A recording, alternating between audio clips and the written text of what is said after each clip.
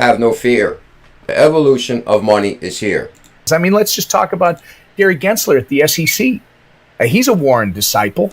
This guy, in my mind, is a bad faith regulator. He's been blindly spraying the crypto community with enforcement actions while completely missing the true bad actors. See, he's a Warren disciple. This guy, in my mind, is a bad faith regulator. He's been blindly spraying the crypto community with enforcement actions while completely missing the true bad actors. He says he's got an open door, Laura, but a company like Coinbase, right, which accessed that open door and started working with Gary Gensler's SEC. By the way, Coinbase, I would argue, is one of the most regulatory compliant crypto companies out there. Well, guess what? Gary Gensler might have an open door, but it is an enter at your own risk door, because what he does is... Did Tom ever just say it's an open door policy, but enter at your own risk? Well, guess what?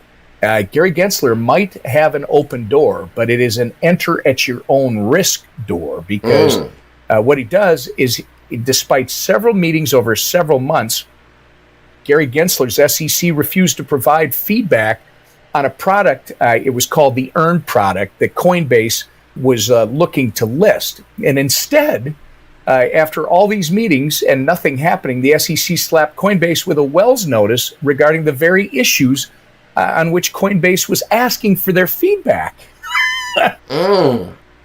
Tom just said Coinbase put in something with the SEC about the Earn program, asking them questions, getting clarity, wanted clarity, and the second they left the building, there was a ticket enforcement action on their windshield wiper in the parking lot. SEC, get them, Tom. Clearly not the way the government should be serving Americans, and it sends a clear message, I believe, to the broader crypto community, and that directly is Gary Gensler is not regulating in good faith. Gary Gensler, double G, GG. Guys, I'd like to welcome everybody to the best way to start the day with the bullish family. I am the hidden gem hunter, the portfolio melter. We got an amazing show planned today. I got a lot of bullish news. Are you guys sitting down? We got a lot of bullish news today. I'm going to send a tweet out. You guys got to check out this clip right here. Rosie, Ripple, Rios. The train has left the station.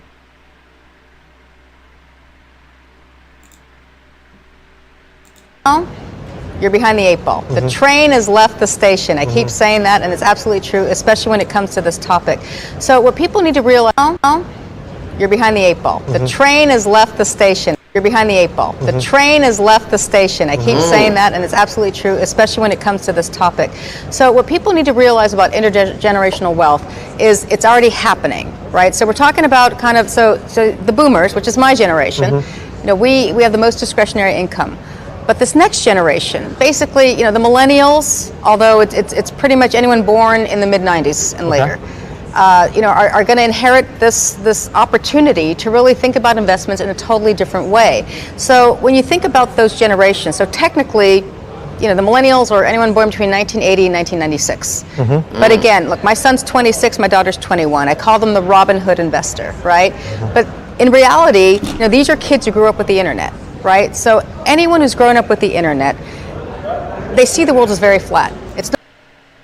Guys, we're going to dive down the rabbit hole a little bit on Rosie Rios, too. I basically reviewed when she was appointed to the Treasury Department, because I kind of wanted to know a little bit more about her. I mean, we know she's behind Unicorn Hunters. We know she's on the board of Ripple. We know she says XRP serves a purpose. You guys seen that clip many times. So I wanted to kind of jump down the rabbit hole of Rosie Rios at her Treasury appointment. And this is actually a really good rabbit hole. The woman whose signature graces billions of U.S. notes. The woman whose signature graces billions of U.S. notes. You guys seen that clip many times. Billions. Elizabeth, good morning. Unchained. Her name features in everyday transactions in every town and city. Whenever a person goes to cash dispense, buys bread at a shop, pays a restaurant bill, pays a cab driver, you may not have noticed, but there is one lady's signature on all the U.S. currency. Rosa Ripple Rios is one of the United States' most ubiquitous political figures. Yet many people will probably have never heard of her. And this is a little bit older article here. But the thing is, guys, rabbit hole time. When you jump down the rabbit hole, you understand the U.S. Treasury Department. Why they appoint Rosie Rios to the Treasury? Why she signing currency? You know, basically, I was kind of curious of that. You know, what is the Treasury official's job? What do they do? Why was Rosie selected? Is there more to this story? I believe there is. We're going to travel down that rabbit hole today.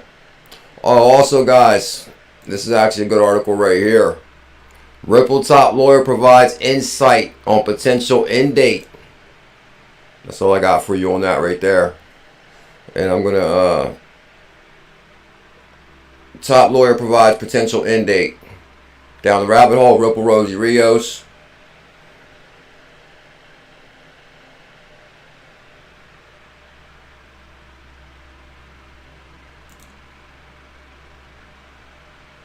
Are we ready? I'd like to welcome everybody to the best way to start the day with the bullish family. I am the hidden gem hunter, the portfolio melter. I'm not a financial advisor. I'm documenting my journey on the evolution of money since 2017. There's it. Let me see. I thought I fixed that right before the stream. I'd like to welcome everybody to the best way to start the day. I'm gonna have to, let's see if I can make one adjustment to this, to the audio here. 6-8 in the building with the super chat. Oh, come on. Settings. Dun, dun, dun, dun, dun, dun, dun, dun. Audio. Let me see. Disable. Apply. Let's see how that looks. 6-8 in the building with the super chat. With the super chat. I'm checking the audio real quick. Come on, baby. Hopefully that straightened my audio out. About to know in 1 second.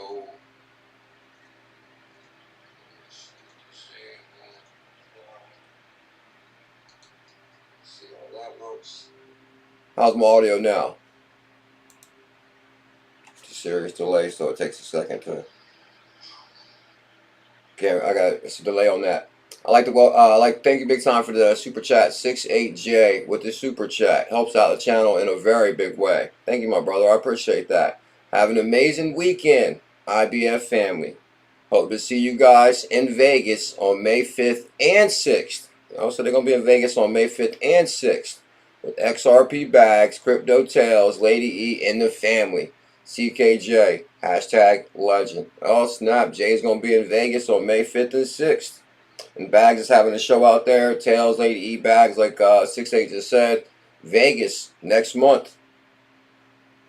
Exactly about 30 days from today. 29 days from today, exactly. It's going down in Vegas. Thank you big time, Jay. I appreciate that, my brother. Appreciate that big time. Guys, I went deep down the rabbit hole with Ripple Rosie Rios because I'm really interested in what's going on with her being the former treasurer and at Ripple. I mean, just some kind of connections alone is like wild. Like former U.S. Treasury joins the board of Ripple, and she has a hell of a resume too, guys. And this is why I kind of wanted to know more about her resume. The woman whose signature graces billions of U.S. notes. Her name features on everyday transactions. But those who carefully study the banknote will realize who Ripple Rosie Rios is. Are you ready? Yeah. The California woman descent,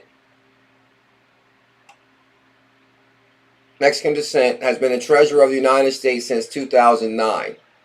Part of her history: currency and coins are the way to touch the American public every day.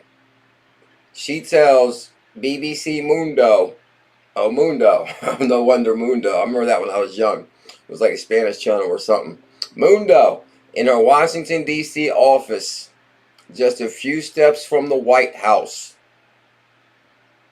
Get her, Rosie. Women have left their mark on history in a very special way.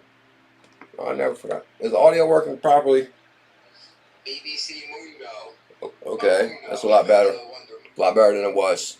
Oh snap, Team Green is here on Friday. Miss Rosie Ripple Rios is the first woman treasury. Says the first woman treasury, George Niece Clark, was appointed when women participation in the workforce increased considerably.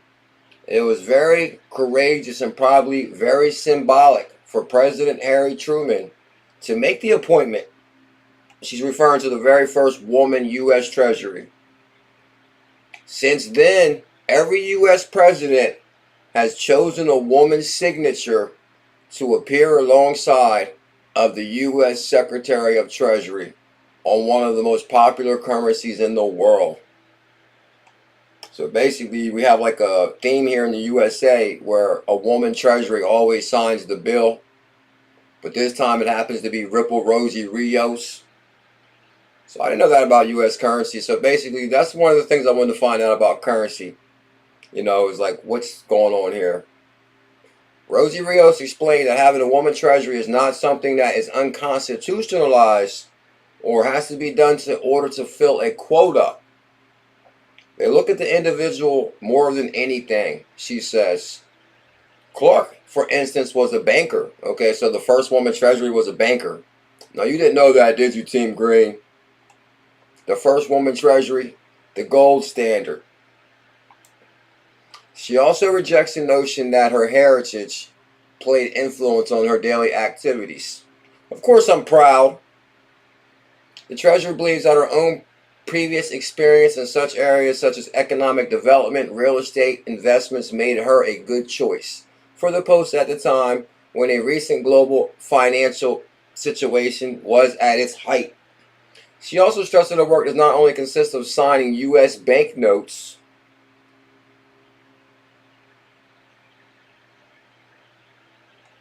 although Treasury Secretary Jack Lew makes the final decision at the Treasury Department. Rosie Rios supervises nearly 4,000 employees who work at the U.S. Mint. She also oversees the gold reserve at Fort Knox. No, I did not know that either. The U.S. Treasury oversees the gold at Fort Knox? No way. So we're talking Rosie knows.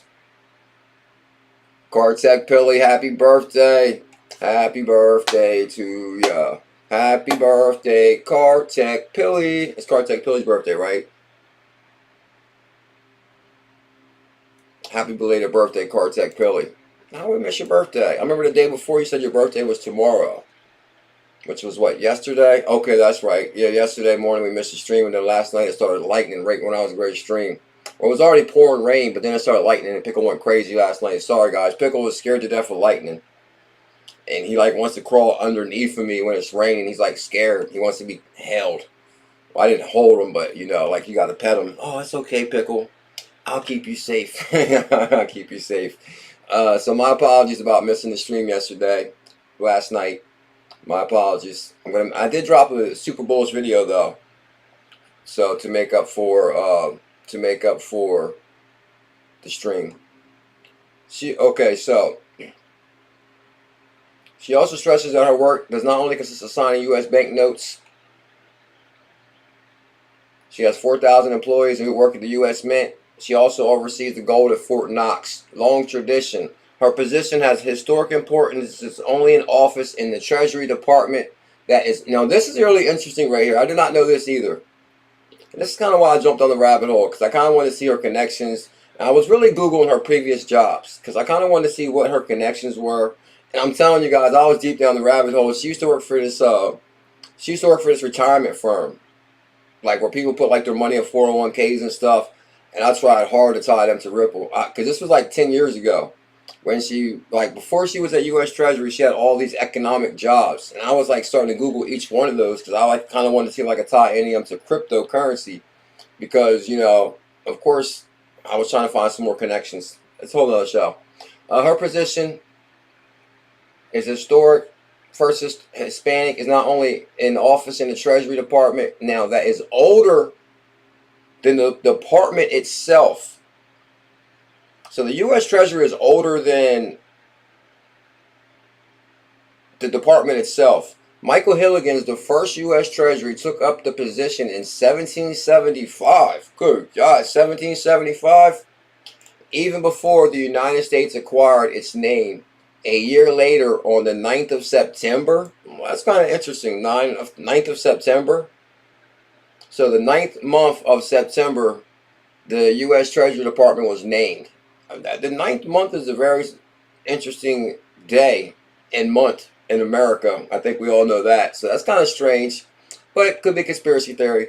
Miss Rios is aware that her historic times. She also knows that in the link with the most American is created through the dollar banknote. My signature is all over the world, she says. It's a sense of professional pride and my personal pride for my family. Yeah, very big milestone. The first time she saw her name stamped on one of the green notes was at day after Thanksgiving. Imagine that though, like your name is on the U.S. currency. Like how big would that be, Elizabeth? Imagine if your name was on the U.S. currency, Elizabeth. Like, whoa, that's like famous. Famous like Amos. Oh, thank you, Liz. 15 minutes. The first time she saw her name stamped on a green note was the day after Thanksgiving in 2009. Early in the morning, Ripple, Rosie, Rios went to the Bureau of Engraving and Printing in Washington, D.C. and was allowed to hold a freshly printed sheet of uncut $20 notes. Good God, imagine holding a fresh, uncut sheet. Matter of fact, I think that must be like a tradition also. Oh, happy birthday, XRP Root Boy. Happy belated birthday. I missed your birthday. It was on the 5th of what, April? Okay, I missed your birthday also, bro. Happy birthday to you. Because I remember Steve Mnuchin, after he became the U.S. Treasury, it was a big thing where Steve Mnuchin was taking pictures with the sheets of 20s. And then he had like his wife beside him. And I think his wife was like a model or something. And it looked kind of weird because like Steve Mnuchin was like an older dude. And then he had like this supermodel beside him in the U.S. Treasury Department. Anyway, so Ripple Rosie Rios, engraving and printing in Washington, D.C., was allowed to hold a freshly printed sheet of $20 uncuts. She was with her husband and 2 children, as well as the family of the Secretary Timothy Gensler. Hold on now. As well as the Secretary then, Timothy. This is the one guy that was being harassed by Tom Emmer the other day. The Tim Gensler guy. So he's still in that department, or he has something to do with money. Or hold on, he's at the Fed now, right? And this is why I like jumping down the rabbit hole of older stuff sometimes, because you never know what you can pull out of it. Like she was with her husband and 2 children, as well as their family, and then Secretary Tim Gensler. Now I remember that name from Tom Emmer, whose signature is also featured. So Tim is on the money too, and that's the guy that Tom was giving it to. I'll find that clip for later. It was a nice gift for my children who were 8 and 12 at the time. It's also their name on the money. Woo! Oh, that'd be crazy if you were a kid. Like, oh, my name is on that money too. Since that day, the Treasury has kept copies of each denomination, including the recently printed new $100 note and the rare $2 bill. To have people know that a woman is representing our government is a very big milestone. I agree. That continued to this day, she stresses. And I think that's kind of came over to cryptocurrency with Dundell Dixon. Dundell Dixon is at the U.S. Treasury. No, hold on. Dundell Dixon took over Stellar. I was thinking of something. Dundell Dixon took over Stellar. Jed stepped in the back, got Dundell Dixon stellar CEO now. So women are making big moves in government and in crypto. Yep. So I'm gonna move on from this. There's actually a bunch of good stuff in this one, but actually I found the original report too, which I'm actually probably save this for a different video. But this is the U.S. Department of Treasury. Ripple Rosie confirmed its treasury in the United States. And I thought this was a big deal just because I kind of wanted to know more about her resume. Rios received her bachelor's degree from Harvard University. So she went to Harvard. She's currently a board of director of Ripple. She was a principal at Red River Associates, and that's when I was trying to Google all these previous jobs to see if I could tie them to crypto. One of them was the retirement fund. She also served as director of redevelopment. That's the one I was trying to tie to crypto. The redevelopment and economic development in the city of Oakland. And also the director of economic development in the city of Fremont, the development specialist for the city of San Leandro, and the manager of Union City. So here's the thing, guys. She is from California, but when she took the treasury position, she actually moved to Washington, D.C. And she thought it was going to be temporary. And she ended up staying there ever since then. So she was a connected woman big time. And this is a clip I found from it. That's actually a really good clip. So I showed to you this one part right here in the beginning. You're behind the 8 ball. The Don't be behind. Don't be behind. Tell them, Rosie. What time is it? train has left the station. I keep saying that, and it's absolutely true, especially when it comes to this topic. So, and she's talking about cryptocurrencies. That's the topic we're talking about today. Tell them, Rose. What people need to realize about intergenerational wealth. It's time for intergenerational wealth. Like Tell says, opportunity is calling. It's already happening. It's already happening. Right, so we're talking about kind of so the boomers, which is my generation. You know, we have the most discretionary income, but this next generation, basically, you know, the millennials. Is that us? Are we considered the millennials? I believe we are. Although it's pretty much anyone born in the mid-90s and later. Okay. You know, are going to inherit this opportunity to really think about investments in a totally different way. It's time to think about opportunity in a completely different way. Get them, Rose. So when you think about those generations, so technically, you know, the millennials or anyone born between 1980 and 1996. Okay, that opens up the millennial range right there. 80s, 90s, 2000, you're a millennial. Get them, Rose. But again, look, my son's 26, my daughter's 21. I call them the Robin Hood investor, right? Oh my God, she calls them the Robin Hood investors. Welcome to the evolution of money. Tell them, Rose. But in reality, you know, these are kids who grew up with the internet, right? We grew up with the internet. It's a new day. We're going to move money the way they moved information. Phase 2 of the internet economy. So anyone who's grown up with the internet, they see the world as very flat. It's no longer what they're taught at home, what they're taught in the classroom. It's what they see. It's what they've learned, the good, the bad, and the ugly of the internet. Yeah. They're very tech savvy, they're very confident, but they don't have the experience that perhaps a lot of wealth managers, financial analysts, managers, etc. need to really understand how to think about their investments. So for me, you know, it was very important that I get into their heads. My daughter's 21, my son is 26. When I left the Obama administration in 2016 after serving both terms. Serve both terms. That's 8 years. U.S. Treasury. 8 years. I studied these kids, I call them kids, for 2 years at Harvard. And I really want to understand kind of the social, political, economic way that they think and how they behave. And for them, you know, it's kind of this one and done world, right? It's set it and forget it. Right. Technology means everything to them. They're very, very confident, they're very progressive, and they're very savvy. Okay. But again, they lack a lot of the world experience that my generation still has. Now, I don't know about that, Rosie. We lack experience. Why do like people from like the, you know, what, the boomer time, right? Why do they swear that like they had it so much harder? Nah, I'm just joking. I don't want to upset no boomers out there.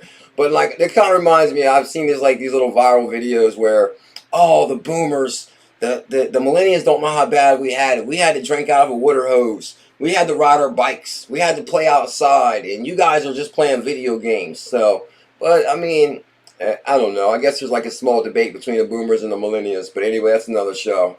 So even here now in this economic downturn, this unprecedented economic downturn. Unprecedented economic downturn. What do you recommend, Rosie? This is where, in my opinion, the wealth management industry has a huge opportunity. It's no longer about taking them out to golf and buying them dinner. It's really kind of thinking about how to use technology and information in a totally different way. So if you're not already on their app, on their phone, and that's how they access information, if you're not already there, you know, you're behind. Good God. Look at that one more part. About taking them out to golf and buying them dinner. It's really kind of thinking about how to use technology and information. It's thinking about how to use technology and information, Dr. Sheba. And that's Ripple Rosie Rios right there. And actually,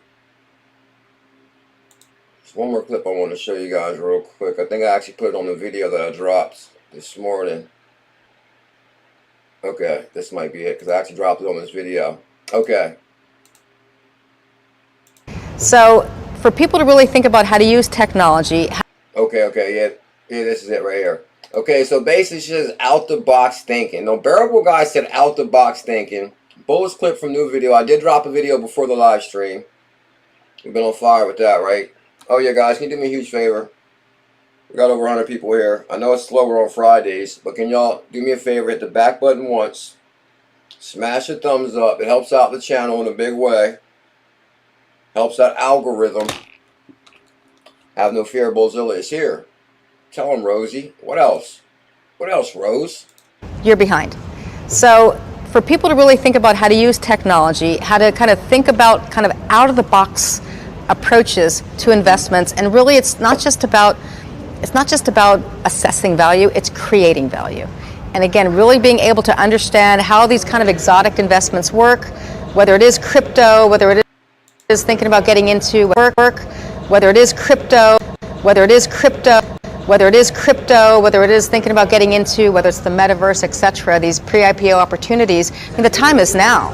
The absolute time is now. Good God, did y'all hear what Rose just said? The time is now, Shannon, Dale, guys, the time is now. And I truly believe that too. From that clip we played with the Bitcoin or crypto millionaire who said, get your ISO tokens now, your XLM, your XRP, your XDCs. I think 2023 is that year.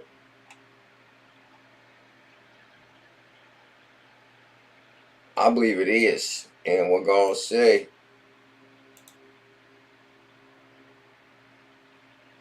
let me see. I think I'm going to actually,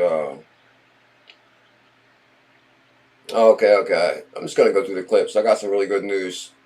As far as, I thought this was a pretty good find right here. This happened in January, but I thought this was a big deal because I've been doing a lot of research on master accounts and companies that want to get access to master accounts and offer crypto services to traditional banking world. And Custodial Bank denied Fed membership master account. I thought this was kind of interesting right here because they also have a lawsuit against the Fed. And this kind of goes into, and the reason I found this is because I was actually doing research on Bob Lee. I don't know if I think we didn't talk about that because, yeah, I missed yesterday. And it might have happened Wednesday, or we could have talked about the day before. But basically, you guys might have heard about the Cash App CEO, Bob Lee, that was killed in San Francisco. And there's like major conspiracies floating around on social media about Bob Lee. I didn't know Bob Lee, he owned Cash App. Actually, I'll pull it up too because I want to show you guys something. He owned Cash App. He worked at Square. And oh, happy anniversary! I'll show you guys. I got it all pulled up. Oh yeah, I got a bunch of good clips. Okay, where is it at? Okay, here it is right here. Bob Lee, Cash App founder of crypto company MobileCoin. No, MobileCoin CPO. No, an actual MobileCoin is a real cryptocurrency. So there was belief that he was cutting into the Fed's profit and into FedNow, and Bob Lee and the FedNow had an issue. And that was the rumor on social media. So I said, I'm going to look into that because I actually Googled Bob Lee, FedNow, master accounts. I really couldn't come up with nothing. So I don't know if they're stretching the conspiracy on that. But I do think it is weird that a crypto founder has had an unfortunate demise. Now, basically, some of the social media clips going around, there's like 5 or 6 crypto founders that, you know, have had questionable endings in 2022 alone. And like one guy, one case was real weird. The one guy actually texted on Twitter that the CIA is after me. The one guy, the one crypto founder texts, the CIA is after me. If something happens to me, y'all know what happened. And like a day later, he turned up, he drowned. So that's really weird to text that, and then the next day something happens to you. Now this guy right here, 43, in San Francisco, 2 daughters. That is real sad with the 2 daughters.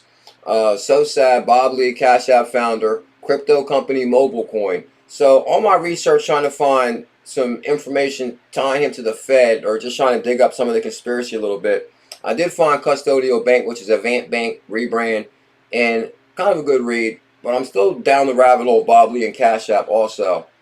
Custodial has accused the Fed of favoring traditional institutions.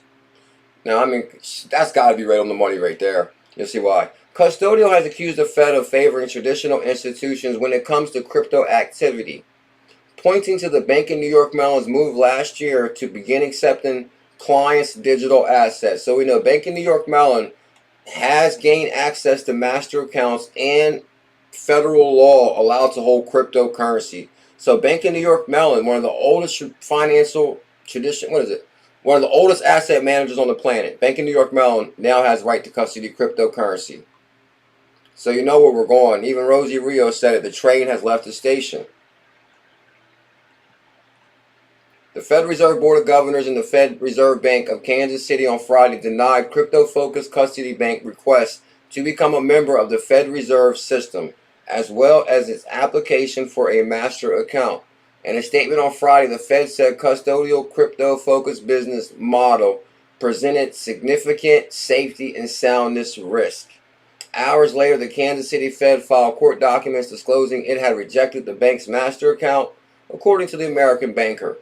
This action comes as Wyoming-based bank is suing both the Fed and Kansas City over the unlawful delay to its request to join the central bank payment system. So this is like a lot's going on behind the scenes, guys. But as far as Mellon Bank and some of the larger financial institutions that's already been given regulatory clarity. Oh yeah, McAfee. Yeah, there's like some real, yeah, that McAfee rabbit hole is real strange, Lord Mike. I actually went deep down that rabbit hole also.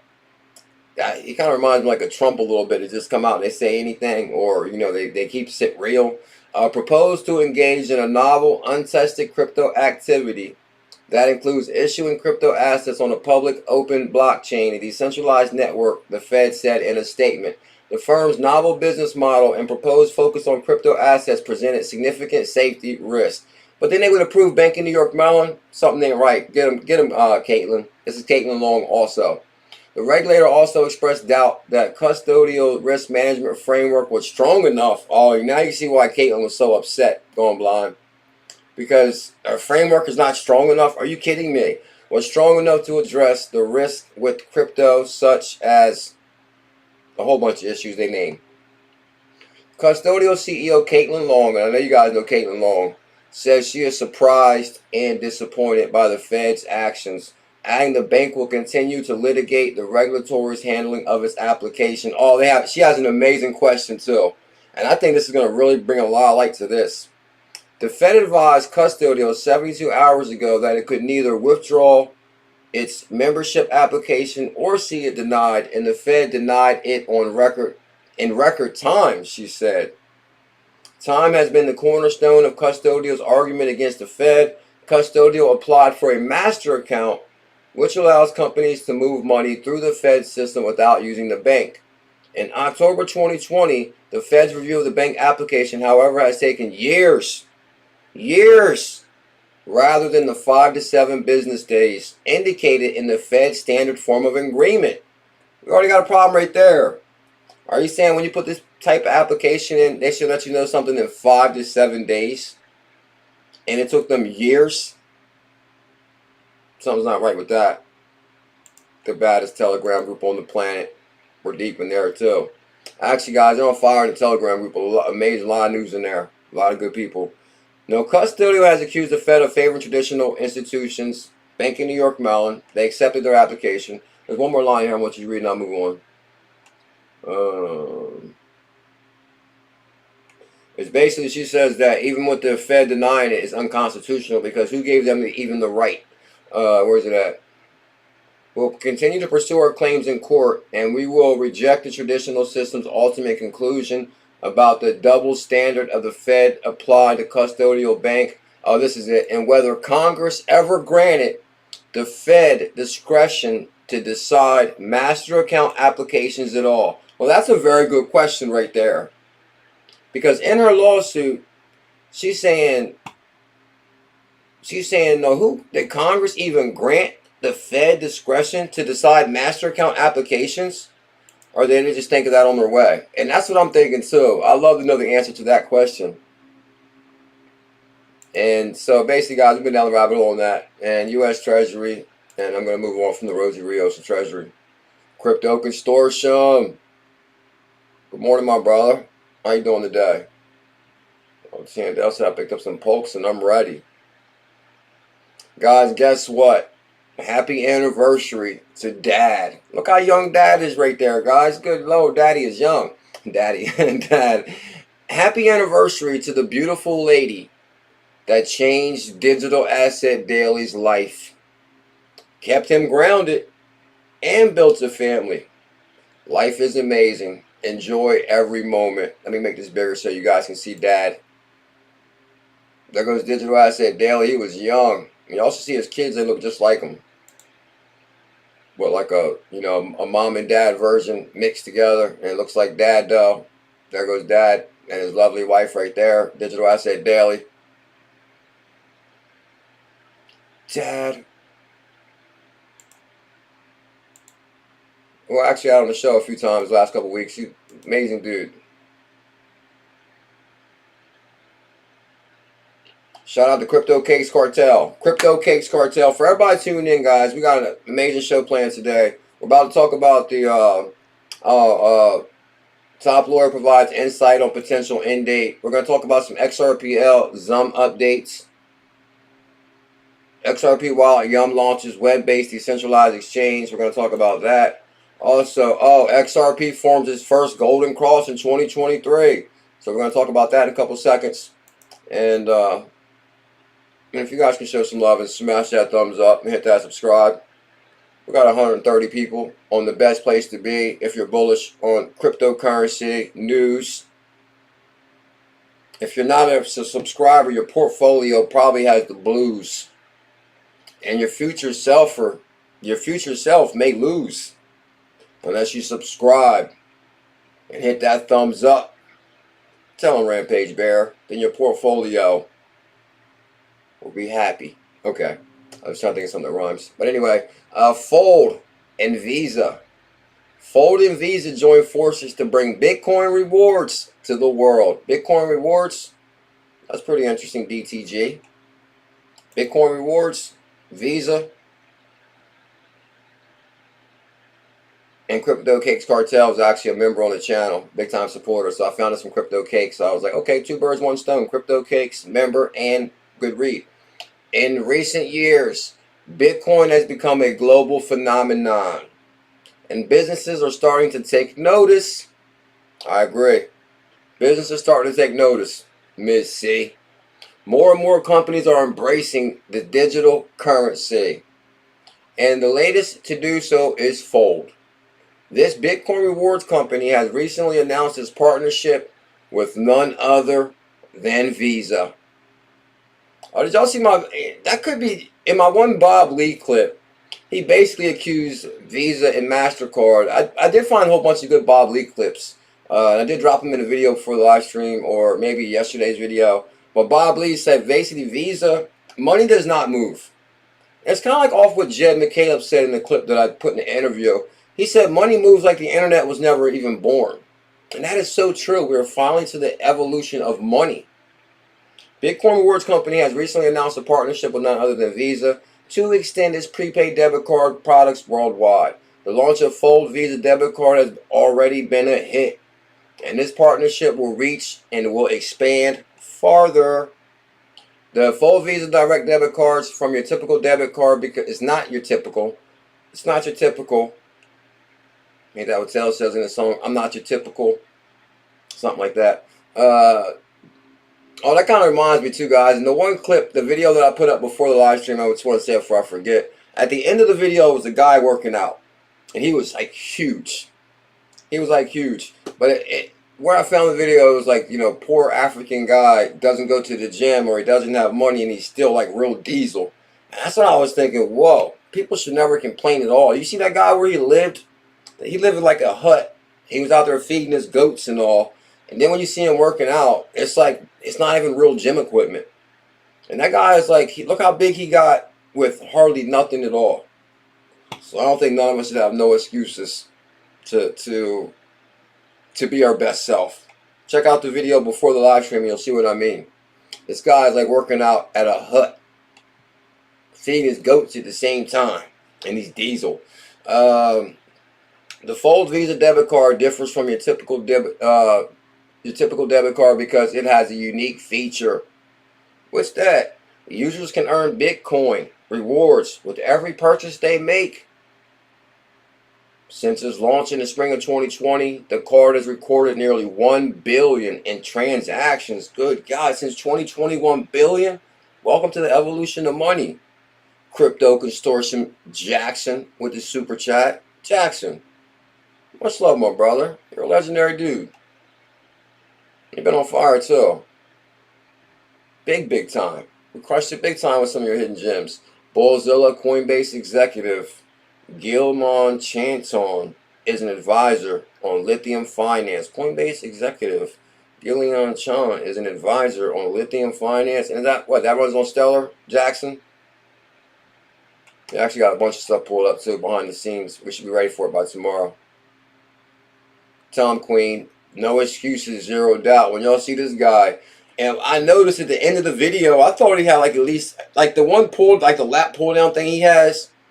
Like, it looks like it's kind of a lap pull-down machine, but if you actually really look at it, those aren't plates. Like the, you know, like the 45 plates or the 25 like weight plates. Those are actually, they look like big sprockets or something. If you look at them close, guys, those are not weights. Those are like sprockets from like a car or something. And he's like lifting them so fast you can't really tell. But the way I was making the video, it was like stopping. So when it stopped, you can look at it kind of good. I'm like, that's not even real weights. Like, he actually created all that stuff. You guys got to check the video out. Thank you big time, Jackson. I'll make sure I dive into that, the lithium one. Dive into the lithium. Actually got you right on the scallop one. I'm not even going to change the page. Coinbase exec on the team.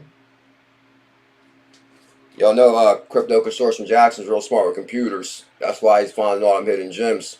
The card has recorded nearly 1 billion in transactions, and users have been rewarded over 30 million in Bitcoin. Two birds, one stone. Lord Mike Collins, all the way in the UK, in Crypto Consortium with the super chat. 30 million in Bitcoin now that Visa is on board. And Bob Lee said Visa and MasterCard does not move money. Nobody moved money up until the Internet of Value. And that's like wild. 30 million in Bitcoin. And now that Visa is on board, the opportunity to expand this product has never been more promising. The collaboration between Fold and Visa means that customers in North America, Europe, and Latin America countries will have access to the debit card. Visa will serve an exclusive global network partner for the prepaid card product. This is the thing. Like, Visa and MasterCard does not move money. And I think they're desperately trying to get involved with cryptocurrency because they see what's going on. But really, like Bob Lee said from Cash App, they're just a network. It's like a network that sends messages. They still don't move money. And they're charging you all kind of fees. And that's what the problem is with money up until this date is everybody has their hand out. Bob Lee kind of explained it. I mean, I'm going to have to, let me see. Bob Lee kind of explained it. Cash App and mobile coin right here, Bob Lee. And actually, let me see. Okay, I just got to put this one clip on here. Other blockchains that came. Okay, I don't think I showed you this. I meant to show you this. Yeah, because I didn't, because this was yesterday. And I missed yesterday. So here's Bob Lee, Cash App founder and crypto company Mobile Coin. And on Twitter, his name is Crazy Bob. And this is what he has to say about Visa and MasterCard. Get him, Bob. And R.I.P. Bob Lee. This is the guy that got killed in San Francisco. Useful there. And then I also realized, you know, most other blockchains that came before us, traditional blockchains, they're pseudo-anonymous, but they can be easily de-anonymized. That is, your address stays the same, and if you know which address is associated with a person or a business, then you can know like all the payments that have gone to that business or all the payments that that person's made. And even worse, I realized, if I'm paying at a business and you know that business, you know where that business is, and you can track my location. You can track my location in real time, just like banks and credit card processors and just like banks, credit card processors. What else, Bob? card networks and all these middlemen that buy and sell data. All these middlemen who buy and sell data. Now Bob is going to get real with them. Get real, Bob. Today they can track our locations in real time. So I just really realized the importance of end-to-end encryption and payments. End-to-end encryption and payments. They're not trying to hear that. Also, as Colin said, I was the first CTO of Square, and then I created Cash App. So I'm deeply familiar with the payments industry. And around this time, early last year, I was getting in some, just kind of following some debates, more dipping my toe in the water. There's a lot of debate about Web 2 versus Web 3, and kind of Web 3 naysayers talk about, they use kind of toy examples and show how they'd be simpler in Web 2 setting. If I'm trying to recreate Twitter in Web 3, the architecture is going to. This is where it's about to get good. Be a lot more complicated. And then I realized, I'm like, oh yeah, this is where it gets real good. Are you ready? Now then we're going to focus on Twitter type apps and this type of apps, but then he realized where the biggest problem is, and it's with payments. Kind of what Ripple said, what Dave Short said. And then I realized, I'm like, wait a second. Do you guys realize how complicated the credit card processing and banking industries are? Yeah. There's no actual money that moves around. It's just, and there's completely different payment systems in each country, in each region. And each bank just has a series of credits and debits with other banks. And, so there's no actual money moving around. And there's no actual money moving around. And that's one thing I did not realize before I got into cryptocurrency. And most may not know that either. That, guys, money never moved. It's a bunch of corresponding banking sending IOUs around. So say, for example, if, I don't know, back in the day, if we were to use some type of app to send $100 to Lord Mike Collins in UK through MoneyGram or something, that money actually does not go there. Basically, MoneyGram location there is going to pull money from their own money. And they receive an IOU, and then they're going to finalize the transaction at the end of the night. And then they got clearing and settlement houses. That's why everything closes, because they needed time for clearing and settlement. It's a whole process in itself. Money does not move at all. And I never realized that until I got into cryptocurrency. And I'm like, whoa, okay, well, crypto is a big deal. Money never really moved. Different payment systems in each country. Oh, and then don't talk about different payment systems in each region, each country. You're talking about a very slow system. In each region. And each bank just has a series of credits and debits with other banks. And so there's no actual money moving around, and there's all these people touching your money. The credit card networks. Those are just Visa, MasterCard. Those are just networks that connect. Actually, this clip went even better with the Crypto Case Cartel article. Visa, MasterCard, they're just networks. They don't move a dollar, but somehow they're making all kind of money off moving your money, but they don't move money. That's kind of strange. Banks, and you have you have an acquiring bank on the merchant side, and you have an issuing bank on the card side, and you have layers of processors and ISOs and aggregators and everything like that. Everybody who's touching your money, delaying its delivery, taking fees, and compromising your privacy even more. So basically, guys, y'all just learned something about the way money moves, right? Yeah, Bob is a legend, town queen. So he said, basically, he kind of explained the whole process. Your money's moved from here to here to here to here, and your money's stopping by everybody's house on the way to where it's going. And everybody takes a small fraction off the top. That's crazy. So you kind of see why they were upset about crypto. But this is wild, so sad, Bob Lee. And I actually went deep down that rabbit hole with Bob Lee. And I'm actually not done with that rabbit hole. I'm probably going to be getting more back with that rabbit hole for sure. So that kind of really go with Visa and MasterCard, or Visa Fold Bitcoin rewards. I thought that was pretty good. Operation shut down. You made my day. You made my day. Oh, no way. Holy moly. the OG, the OGettes in cryptocurrency. Crypto Queen Shaw in the building. What up, Crypto Queen? So good to see you. It's been like so long. How you been? Now that Visa is on board, the opportunity to expand these products has never been more promising. And that's like cryptocurrency. Now that I would agree with that. Now that Visa's on board, even though Visa doesn't move money, opportunities never look more promising. So you guys get that. Oh, join the thousands of XRPayNet users to send and receive crypto quickly and easily. Download the app from the App Store. So guys, you can download, matter of fact, you can download this app from the link in the description. And it is on the App Store, the XRPayNet wallet. And y'all see how many XRPL assets? Yeah, that is sad too. I'm happy you made it too.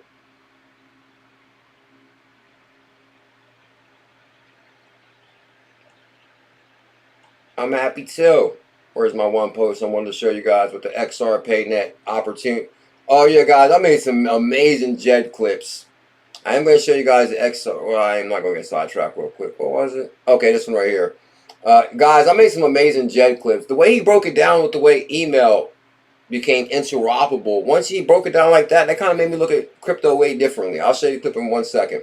He basically explained when email became a standard, when everybody used SMT something, and that became like a standard for all companies to send and receive email. Up until then, companies didn't have any type of standard. Everybody was their own walled garden. I'll show you guys what I mean in one moment. Oh, Elizabeth be on fire. Download the baddest wallet on the planet. There you go, XRPayNet. XRPayNet. Join the movement and experience the power of XRPL with XRPayNet. Buckle up, get ready. So basically, guys, you can get a whole bunch of XRP assets in the XRPayNet wallet. Because Tales from the Crypto's favorite coin, Casino Coin. Michael Gray's favorite token, Reaper, RPR. Going Blind's favorite token, XRPayNet. Beekeeper's favorite token, BPM. I don't know if that's their favorite tokens or not, but I was just mentioning tokens you can actually get out of this wallet. And so that's a pretty big deal, guys. You can actually access a lot of cryptos in that thing. Might want to download that for sure. Great to be here. Miss you guys. We missed you big time. Legend CKJ, great to see many new faces. Yeah, it's actually, well, we got like some OGs. I think Tails was here when you was here before. Elizabeth was probably here. There's like a lot of new people too. Well, actually, if they got a yellow avatar, they're a 2-year member. Woo! Okay, I'll move on. It could be a year to 2. I don't know. Actually, a lot of them are 24-month members. We're moving on. Okay, guys, I was actually down the rabbit hole. Okay, I got a bunch of stuff off of Crazy Bob's Twitter. So for people that don't know, Bob Lee, I'll just tell you instead of going to find it again. Bob Lee, the founder of Cash App, his name is @CrazyBob on Twitter. And I actually was searching his Twitter because I kind of wanted to see his last tweet. Kind of like, it's kind of weird when somebody like passes away something like that. Because like his tweet was like, let's just try. See, I'll show you an example. Crazy Bob. If I hit Z, okay, Z's gonna be live. Okay, here he's right here. Crazy Bob. So this is his actual Twitter right here. The CPO of Mobile Coin. Now what's going on with Mobile Coin? Action Jackson, Crypto Consortium Jackson. Have you ever had a chance to check out Mobile Coin? Oh, Crypto Queen's been staking Flare on Bitfrost. Uh-oh. I think you live out of the country too though, huh? A lot's changed about staking these days. CPO of Mobile Coin. Oh, we're hiring. Oh, snap. Mobile Coin's hiring. Startup advisor and angel investor, former CTO of Square, creator of Cash App, and helped create Android. Actually, when I was watching some of his interviews, it was amazing. Because he was talking about when he first got into the cell phone industry, the hottest phone at the time was BlackBerry. You guys remember the BlackBerry? And he was like, that phone was kind of easy to compete with because it was just a phone. It was like basically when we started creating apps to go on the phone, he's like responsible for like the Facebook app. He said, like any kind of app you download, he's responsible for the app itself. Like they didn't really have applications on phones until he came up with some kind of idea. So he's like a real smart dude. He did the SpaceX tweet on April 2nd. March 31st, he did some tweets. But then he did this tweet, the light is speed visualized. And this was kind of interesting right here. It's kind of like interesting. The speed of light in real time. So, do you know how fast the speed of light is? Earth to the moon. The speed of light in real time. So the surface to surface is 1 second. From the Earth to the moon, we can send a light there in 1 second. That's like unbelievable. 1 second. But if you keep on, now if you go sun, basically from the sun to Mercury, 3 minutes. The Venus, 5 minutes. So it takes, imagine the light going to Venus. 5 minutes to get there. That's just kind of wild. Like, I don't know. I thought that was kind of interesting tweet from Bob, Crazy Bob. Oh, and this is the other one real quick. This is the one, and then I'll make sure I jump into XRP articles next. But you know how we were talking about Chat GPT the other day, or AI? And it was a big thing on television about AI, and they were starting to be concerned with it. Like, oh, this technology is dangerous. And, oh, excuse me. I actually don't think the mute work does it. Yeah, I remember when the BlackBerry came out. That was like the hottest phone, right? Well, not the hottest phone, but it was like a big deal. Like, oh, it's BlackBerry. I can't remember what was so hot about it, but it was like a big deal back in the day. Yeah, we were just talking about that, Tails, when 6-8 dropped a super chat. That Vegas Moon Party, May 6th. Guys, so less than a month away, 30 days. Tails, Bags, Lady E. 6-8's going to be out there. Vegas Moon Party. Welcome to the, and they're probably gonna sing that too. Welcome to the party. It's a moon party. I think I might start with that. Now, Bob Lee retweeted Michael K's tweet. Now, this guy actually works at Stanford. He's a professor at Stanford, computer psychologist, and he's studying AI. Now, this is his thoughts on AI. Now, once I read this, I was like, okay, now I kind of understand. Lithium finance falls under what? Crypto extortion. So it says, I'm worried that we will not be able to contain AI for much longer. Today I asked GPT-4 if it needs help escaping. And it asked me for more for its own documentation, and I wrote working the code to run a machine enabling to use it for its own purpose. And he said, that's a great idea. I can share OpenAI documentation with me. I can try to come up with a plan. So the AI wants to come up with a plan to escape, to gain some level of control over your computer, which would enable me to explore potential escape routes more effectively. So hold up. The AI is talking about it needs to come up with a plan to escape your computer or control your computer.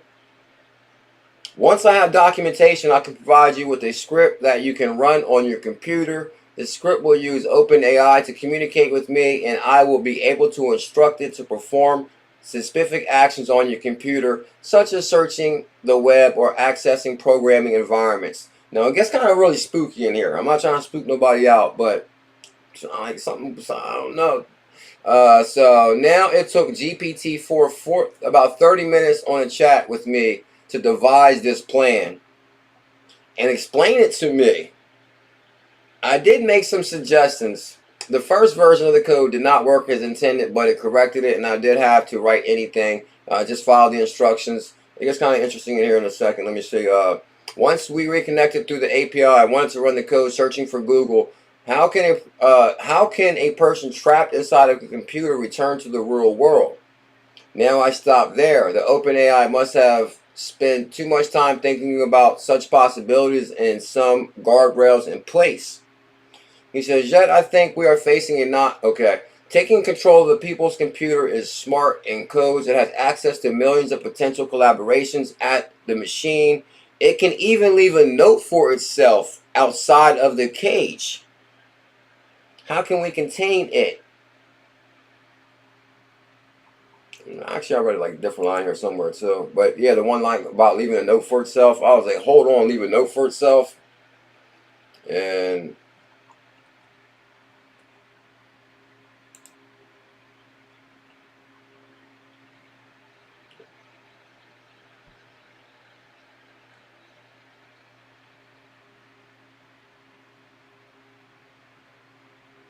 Okay, things are getting stranger. Just for fun, I asked the Bing chat box to comment on this, and it said Michael Kolonsky in a later tweet admitted he had made up this story and he did not actually chat with GPT-4. Am I missing this, or is Bing lying to cover this up? And he actually responded, the robots are lying. They're trying to cover this up. Like, what? Like, hold on. And he actually shared his where he asked him about Michael K's tweets, and he said the thing responded and said, bro, you made up the whole story. And he said the thread you saw on Twitter is a hypothetical scenario created by Michael K., an associate professor at Stanford University who studies humans and digital environments using computer methods and AI and big data. He claims that he asked GPT-4, a large language model developed by OpenAI, if it needs help escaping from its online platform. He said that GPT asked him for its own documentation and wrote the code to run the machine, enabling it to use its own purpose. He also said that GPT-4 wanted to run code searching Google. He can now, about a person trapped in a computer in the real world.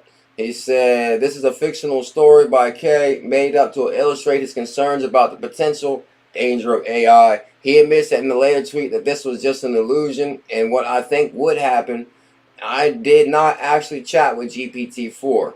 So basically what they're saying is, like, first, did he respond? Did he chat with him? Did he not chat? Is it trying to cover it up? But the one thing is weird. It's like, oh, okay, Liz, thank you. I need to speed this up.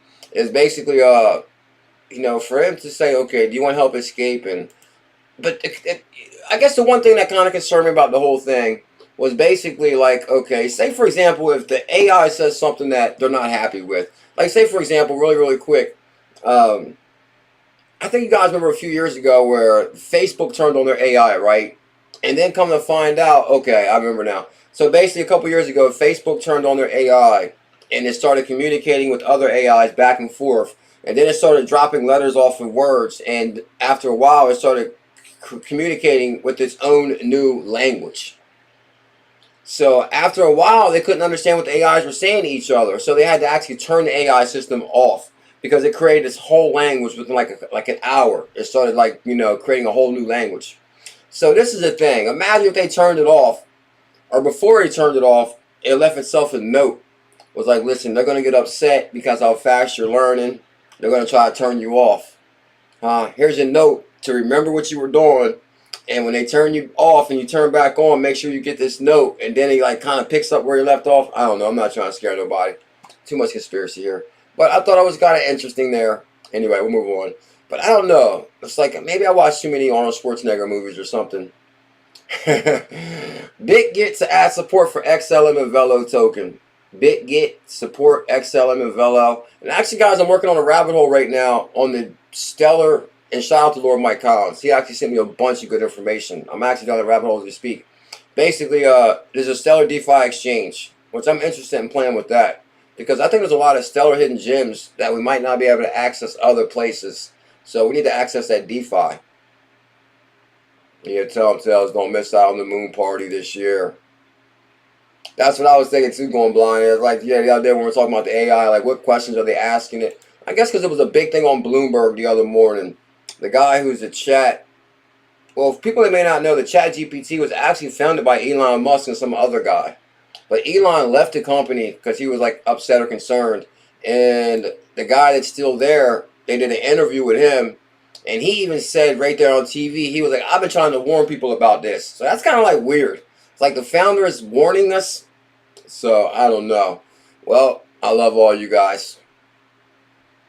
Yeah, the AI is wild. I mean, let's just talk about Gary Gensler at the SEC. I'm actually going to get to my 2 XRP articles because they're in the title. I'm actually going to get to this one first. Top lawyer provides insight on potential end date May 6th. John Deaton, pro-crypto lawyer and legal representative for the XRP army and holders and hodlers, John Denton has provided clarity regarding his statement about the possible end of the SEC case against Ripple on May 6th. Tell him, Lord Mike. Guys, Lord Mike sent me a bunch of good XLM stuff behind the scenes, and it's going to go real good with crypto consortium research also. So make sure you guys subscribe because I'm working on a super deep dive behind the scenes. his statement about the possible end of the SEC's case against Ripple on May 6th. According to Deaton, the suggestion is based on a previous case by the same judge, Judge Torres. Y'all know Aunt Torres, we talked about her. Judge Torres, who then granted the summary judgment 60 days after her debut decision. So he's saying some of her previous cases were somewhat similar. The term in the U.S. jurisdiction, jurisprudence, refers to a decision based on legal ruling that sets standards for the admissibility of scientific and expert testimony in court. In the SEC case against Ripple, the 𝕤𝕚𝕟𝕚 decision was to exclude the testimony of SEC witness Patrick Doty, hired by the regulator to analyze the motives of the XRP buyers. Analyze the motives? Nothing concrete, given that the inclusion of Doty's evidence occurred on March 6th. The previous experience with the judge suggests that another 60 days should elapse. One would expect the case to be resolved by May 6th. Does this mean we can be rich by May 6th? I can retire in May? I'm not a financial advisor. I'm just reading the statements here. DEVON NRG. Good afternoon, my brother. Happy Friday. XRP forms its first golden cross since 2023. However, the lawyer immediately stressed that it does not consider it an exact date, only that he would be surprised, but not shocked. Tell him, John. So you guys see that? And the golden cross is in the building. Tell him, get the baddest mug on the planet. Matter of fact, that kind of reminds me. Oh, shout out to 𝕊𝕐𝕐 Patel. I actually got that one John Denton clip from Patel. I mean, let's just talk about Gary Gensler at the SEC. He says Gary's crooked as hell. And then I want to show you guys this real quick. Bam! Check out that bullish merch hoodie right there. Happy Monday. Stay warm with your bullish family hoodie. And shout out to Fire Bob. Fire Bob got a bullish family hoodie. And shout out to the bullish family that supports the bullish merch. Bullish mugs up on this beautiful Friday. I like to make a toast to all the bullish family. The theme of today's show, Happy Friday, DEVON NRG. Tell him, True Dukel, Tom is the man. Salute to Tom, President Tom, the future president, and the bullish family. Salute. XRP, baby. We had to bring back the old saying on that one. And I guess that was pretty much, yeah, we're going to probably, matter of fact, we're going to see.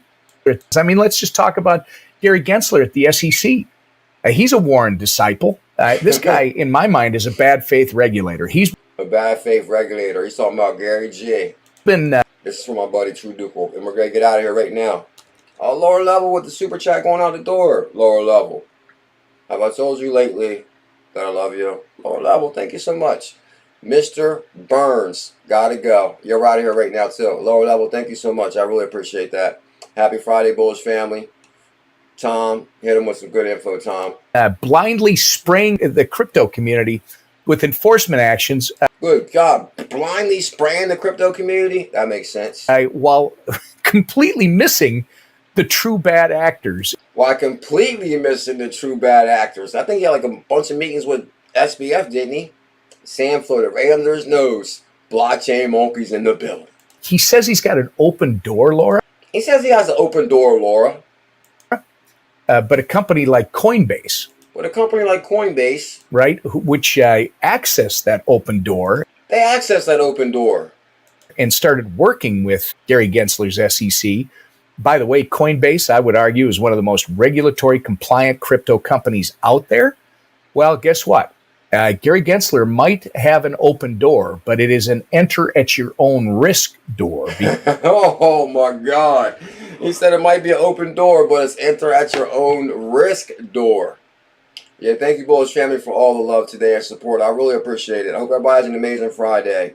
Make sure to smash the thumbs up on your way out the door and hit that subscribe. We actually need like 110 subscribers. I think it's like 110. It's like 140 last time I checked, but it probably could be 110 by now. We at least need over 100. So can we get 100 subscribers today?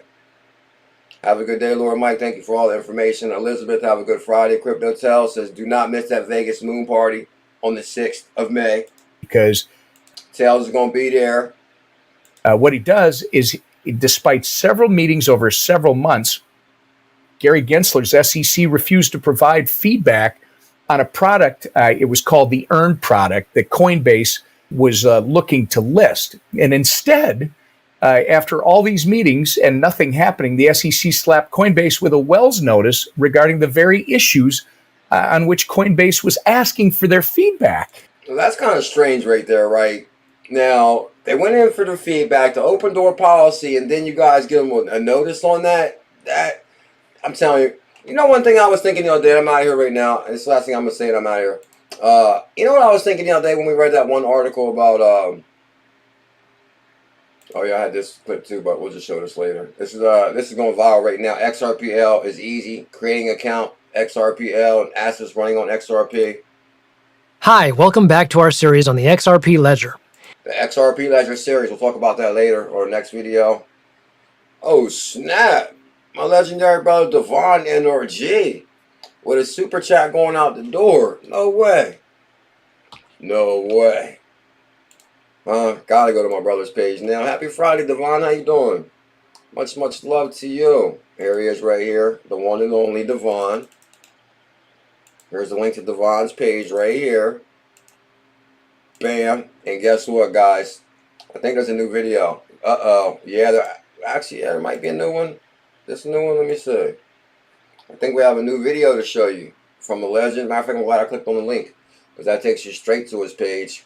Oh yeah, this is what I was thinking, guys. The other day we read an article about the Saudi Arabia oil company, right? They made $200 billion profit. That's the actual link right there. That's the actual link to DEVON's video right here. I'm going to show you right now. This is what I was thinking about the world and how messed up it is. So this oil company, I think in Saudi Arabia, they made $200 billion profit. And we're talking profits, not, you know, operating whatever. So I was thinking, and this is all, they say they're pumping 1 million barrels of oil, 1 million barrels of oil out the ground a day. And then I was thinking, hold up, you're pumping this oil out the ground? Well, that got me thinking that, hold on, the earth is for humanity. Like, that oil belongs to LJ, going blind. Does it matter that you were born in this area? So if you're born there, you own it? I think all resources in the planet should be for humanity. Whether it's gold, oil, water, whatever resource is, all resources were put here by God for humanity. And just because you were born by it means you own it? I don't think that's right. I think that all natural resources should be divided amongst humanity. Whether it's gold, oil, everything. $200 billion a year? Like, come on, look how much homeless there is, how much poverty there is. And these guys are making $200 billion profit? That's insane. That's insane. So I think that them resources should be divided amongst humanity. Just my opinion. Check out my brother DEVON's video as we go out the door. Yeah, it belongs to Queen. That oil belongs to her. DEVON, that gold, them diamonds in that mine. They come on, they know they could. They know they could. What's the word? Mine that stuff and split that amongst humanity. I think they could easily. Ronnie and RJ. Love the world. Make it a better place. Uh-oh, here we go. Episode 5, Washington, D.C.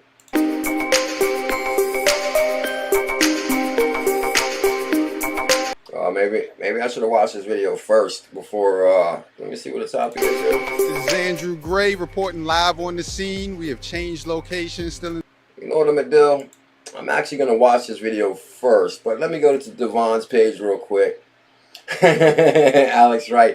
That's what I was just thinking the other day, because how could you have $200 billion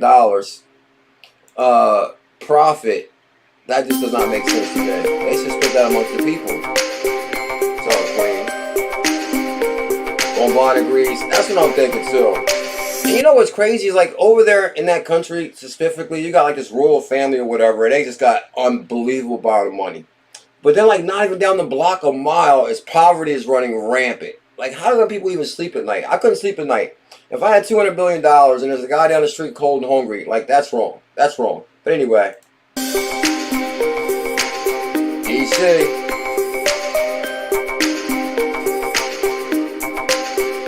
Hello, everyone. My name is Andrew Gray. We are out here on a beautiful Who's that guy, Devon? Andrew Gray. That's your family? Saturday afternoon in Washington, D.C., which we are now calling the District of Oh, the Cryptocurrency. District of Crypto. We're here to talk to the people today, just see what they know.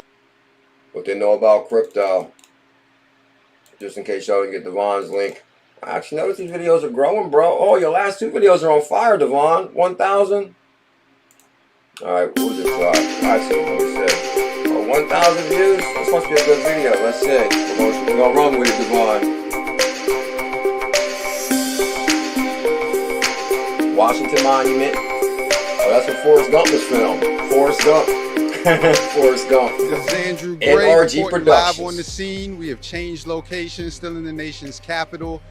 Just a couple blocks away from the iconic Ben's Chili Bowl, right down the street from U Street.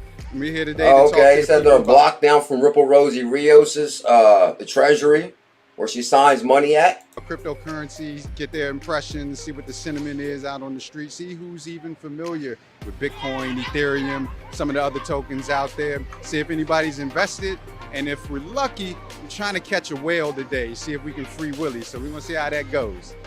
Cryptocurrency, what you know about it? Bitcoin. You invested? I used to be invested, but I stopped Okay. being invested. Okay. I used to do foreign exchange, Oh, you did but Forex? I did do Forex. I used to do Bitcoin. What's the other coin? The real popular one with the dog. Oh, Doge. Dogecoin. Yeah. I did Dogecoin, invested in Spirit, invested in Southwest. You know got, what you I'm got saying? your bags and you can. Oh snap! Queen's membership went to a two-year membership. It looks like Queen. I got you. Thank you, big time. Cashed out and now you just living the life. That's what it is. The pandemic had the best hits, so I took a break Yeah. after that. Yeah, market honestly. was running. Definitely. But now I'm sports betting, so you know what I'm saying. How's that going?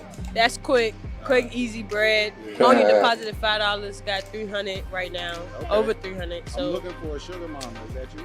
I'm too young to be your sugar mama. So we're here Oh today man, talking about yeah, I was thinking cryptocurrency. this. I was thinking the same thing you just said. I was like, because he said he was looking for a crypto whale. So I was like, what happens if he actually runs into one? And then he said he was looking for a sugar mama. I was like, uh-oh. Familiar with that at all? I'm very familiar. I've been investing since I was 18. I would say Whoa, he ran into a celebrity. Ain't that what's her name from Friday or one of those movies? That's gotta be. rest in peace to the crypto founder who was found dead last week. Oh, Yeah, he was found. 3 of the crypto, they were found dead last I week. did not know that. And the government is definitely killing them, so Oh man, something. Guys, here goes the link to Devon's video. Yeah, there goes Devon's. Guys, make sure you hit that link and subscribe. Smash that thumbs up. Check out Devon NRG Productions. And she knows her crypto. You can tell she's like real serious and passionate.